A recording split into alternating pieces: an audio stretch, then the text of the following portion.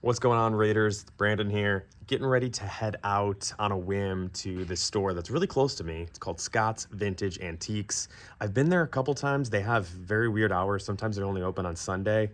He just posted on his Facebook that they're open today. It's Saturday. So I'm gonna go check it out. I was there a couple months ago. They actually had a bit of a VHS section, and I got some really good deals actually on a couple really kind of harder to find tapes. So I saw in one of their pictures, they've got some seemingly new VHS out. It's always fun to dig through this store. It literally feels like you're walking into like Captain Spaulding's store from House of 1000 Corpses. All kinds of oddities, curiosities, horror related things, books, records. It's got a really like dusty, old kind of vibe, a little bit musky smelling in there. So the perfect kind of place to go on a hunt and hopefully find a couple good tapes for a good price. Let's go.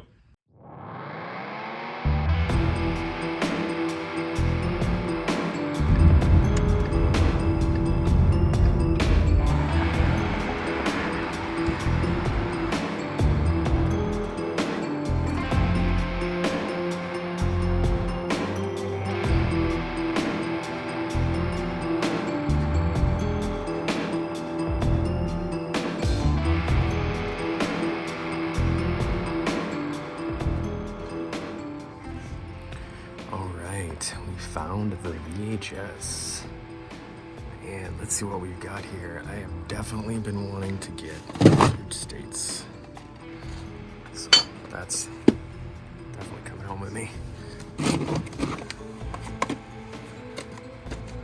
Let's see what else we got here.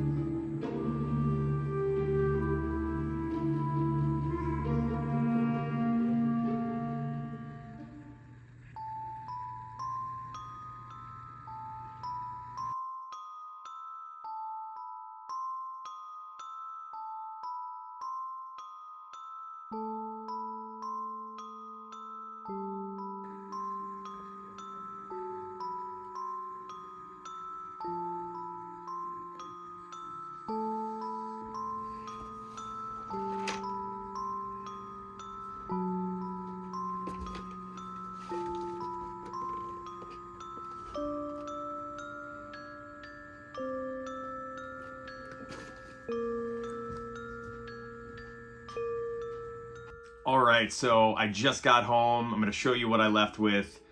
All in all, like, really stoked that I went. I spent a bunch of time there just digging. Saw some really cool stuff, especially in the back, behind some things. But I feel like I left with some cool stuff. I really didn't spend that much. 47 bucks is what my final bill was. But I think the value of stuff that I got here, especially the last thing, was totally worth it just to find some pretty fun treasures. So first off, the VHS, really actually pumped to find this. House on Haunted Hill, Key Video, Vincent Price. I know Waxwork Records is supposed to be putting this soundtrack out on vinyl. I've never actually seen it. So this was a really awesome find. I have a couple other Vincent Price movies in clamshell, but I love the Key Video boxes with the rainbow spine. This was great to find. Another movie I haven't seen, but I know it's definitely a classic in black and white. We've got The Picture of Dorian Gray. This was super cheap, so easy to grab. I am on a quest to get all of the Universal Monsters movies in this edition. It's the classic collection. I don't have Phantom of the Opera, so this was a really awesome find. The artwork on this is really cool. Honestly, the fact that they just committed to a theme for this whole series is awesome. So that was a good find. I've been meaning to do a deep dive on Ken Russell movies, and one of them that I've been dying to see ever since I saw it in the Shudder documentary is Altered States. And I really want to buy The Devils. I've heard that is just a crazy 70s twisted horror movie. I've heard Ken Russell movies are insane. I've actually thought about buying the clamshell release of this, but it's always been a little bit more than I want to spend. So to find the Warner Home Video version in pretty decent shape was awesome. Honestly, I did not expect to see this there. That was a good find. We've got the 1979 version of Dracula for 50 cents, original MCA home video. Nice heavy tape. Like, I love these 80s and earlier tapes where you can just literally hold them in your hand and you can just tell there's like a better quality than stuff that started getting really cheap and light in the 90s. We've got a WCI home video movie. I always am tempted to pick these up even if I don't know much about the movie when I see them.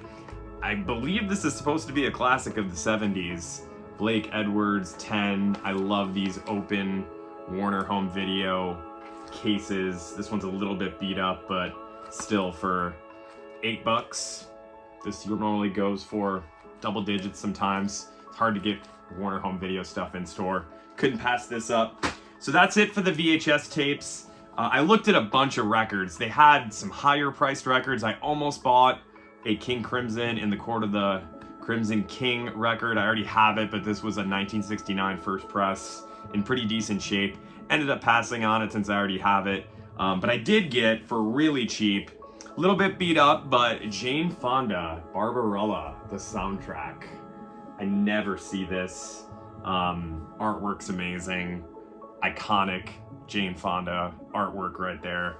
This was super cheap to pick up and a no-brainer. So the last thing that I bought was something I did not expect to leave with. Actually just finished doing some research on it. I'm extremely pumped because I don't quite know what he charged me for this, but it might have been like 10 bucks, if that, and you just don't see this in store. So I got a first print, I should say. They don't press books like they do vinyl. First print hardcover copy of The Exorcist. It's not a first edition. It's actually a second edition. I did some research. First edition will say on this particular page down here, it would say first edition, but I did some digging and this is a first print second edition of The Exorcist, which is insane. It's a hardcover. Looking at some of the other ones on eBay, it's actually in a really good shape. The cover is clean. There's a little bit of a split there, a little bit of a creasing in the spine, but this is insane. I mean, this is awesome to have in the collection. I'll probably hold on to it for a little bit. I'd honestly love to read it just to compare it to the movie. This was really cool. I didn't expect this. They have a lot of really interesting occult witch books at that store. It's an awesome spot. I need to go there more often. and dig. It sounds like people are starting to catch on to it in my area. It's been kind of an underground gem. But yeah, this was really just a fun little Saturday dig, and that's some of the cool stuff I left with. So hopefully you get some good hunts soon. It's out there. You just gotta find it. Find those really hole in the wall types of stores, and don't be afraid to really dig and move stuff around. Thanks.